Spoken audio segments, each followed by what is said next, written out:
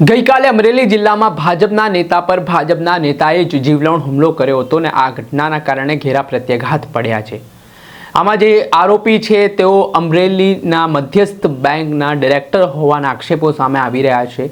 આ ઘટના બાદ જે પ્રકાશ તજા નામના ભાજપના નેતા છે જે ઇજાગ્રસ્ત છે તેમને સારવાર માટે ભાવનગરની સરકારી હોસ્પિટલ ખસેડવામાં આવ્યો છે।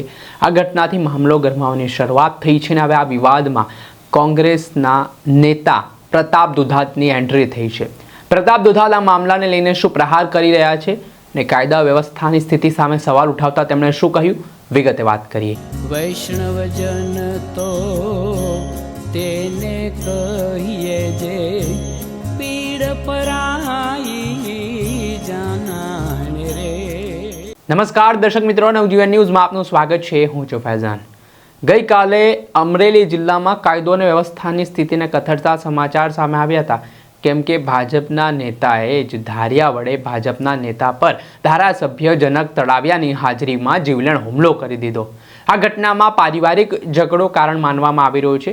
એક કાર્યક્રમ દરમિયાન જનક તળાવિયા છે તેઓ ભાજપના નેતા પ્રકાશ તજા સાથે જઈ રહ્યા હતા, ત્યારે કાર્યક્રમથી પરત ફરતા સમયે અમરેલીના જે મધ્યસ્થ બેંકના ડિરેક્ટર છે હરિભાઈ નવાપરા, તેમનું નામ સામે આવી રહ્યું છે, તેમના દ્વારા પ્રકાશ તજા પર જીવલેણ હુમલો કરવામાં આવ્યો। આ ઘટનામાં લોહીલુહાણ હાલતમાં તેમને તાત્કાલિક સારવાર માટે હોસ્પિટલ ખસેડવામાં આવ્યા, જોકે વધારે ગંભીર ઇજા હોવાથી ભાવનગરની સરકારી હોસ્પિટલ ખસેડવામાં આવ્યા છે।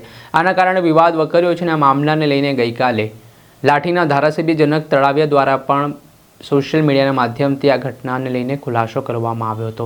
આ ઘટના બાદ હવે કોંગ્રેસના નેતા પ્રતાપ દુધાતની પણ એન્ટ્રી થઈ છે, જેમાં તેમણે અમરેલીની કાયદા અને વ્યવસ્થાની સ્થિતિ સામે સવાલ ઉઠાવ્યા છે અને તંત્રને આડે હાથ લીધા છે। પ્રતાપ દુધાત કહી રહ્યા છે કે ગુજરાતમાં ખનીજ માફિયા હોય, બુટલેગરો હોય, અસામાજિક તત્વો હોય તે બેફામ બન્યા છે।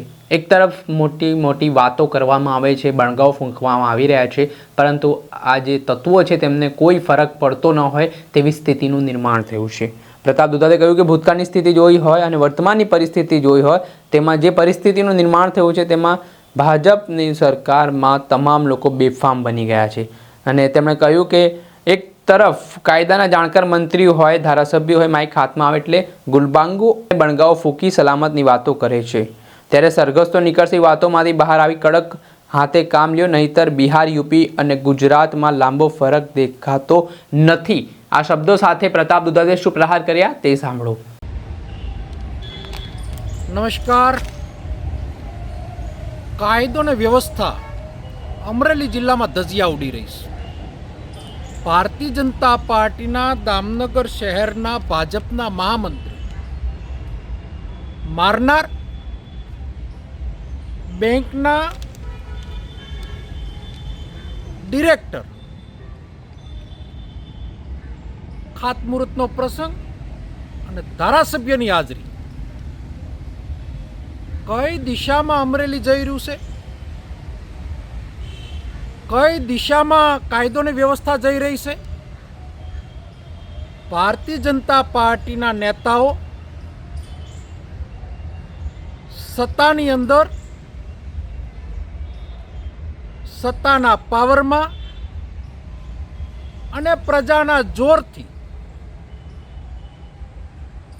આમ જનતા પીડાઈ રહી છે અને આમ જનતાઓની સલામતી ઉપર પ્રશ્નાર્થ ઊભો થઈ રહ્યો છે।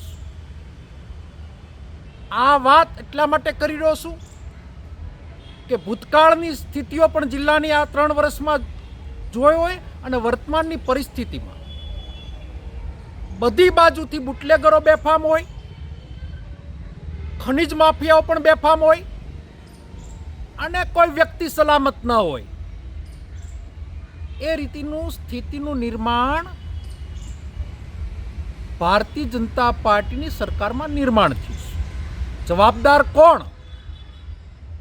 હું એમ કહું છું કે જ્યાંથી હું વાત કરું છું ત્યાંથી લઈ દિલ્હી સુધી એક સક્રિય શાસન છે। એક બાજુ કાયદાના જાણકાર ગૃહના રાજ્યમંત્રી હોય કે મિનિસ્ટરો હોય કે સરકારના ધારાસભ્યો હોય, માયક હાથમાં આવે તો બુલબર્ગો એવી મોટી ફૂકે કે બધું સલામત છે। ખૂબ ગંભીર સમસ્યા છે. કડકમાં કડક સજાઓ કરાવો, સમરબંધીને છોડવામાં નહીં આવા સ્લોગનમાંથી બહાર આવો, સરઘસ તો નીકળશે એવી વાતોમાંથી બહાર આવી અને કડક હાથે કામ લ્યો, નહીં તો બિહાર અને યુપીમાં અને ગુજરાતમાં હવે કોઈ લાંબો ફરક દેખાતો નથી. માટે સરકારના પાવરદાર મિનિસ્ટરો, સરકારની ગૃહ ખાતું મહા મુસીબતે જિલ્લો સુધાર્યો હતો. ખૂબ જ આકરી પરિસ્થિતિમાં જિલ્લાનો અમે સુધારો કર્યો હતો. પ્રજાએ ભલે અમને જાકારો આપ્યો, પણ તમારા શાસનની અંદર અત્યારે કાંઈ સલામત નથી. એ હકીકત સત્ય છે. અને જે દામનગરનો બનાવ બન્યો છે એની અંદર નિંદા સાથે વખોડીએ છે ને આની ઉપર તાત્કાલિક કડક પગલાં ભરાય એની માગણી કરીએ છીએ. થી ન અટક્યા પ્રતાપ દુધાતે વધુમાં કહ્યું કે સરકારના પાવરદાર મિનિસ્ટરો સરકારનું ગૃહ ખાતું મહા મુસીબતે જિલ્લો સુધર્યો છે. આકરી પરિસ્થિતિમાં જિલ્લાનો સુધાર કર્યો હતો ત્યારે પ્રજા ભલે એમને જાકારો આપ્યો, પણ તમારા શાસનમાં કોઈ સલામત નથી. હકીકત છે આ પ્રકારની વાત છે તે ભાજપના નેતા પર હુમલા થયા બાદ પ્રતાપ દુધાતનું દર્દ છલકાયું હોય તેવી સ્થિતિનું નિર્માણ થયું છે અને તેમણે ફરી આ મુદ્દે સરકારને આડે હાથ લીધા છે. દર્શક મિત્રો, આવા જ નવા વિડીયો સાથે આપણે માહિતગાર કરતા રહીશું, એટલે નવજીવન ન્યૂઝ જોતા રહો.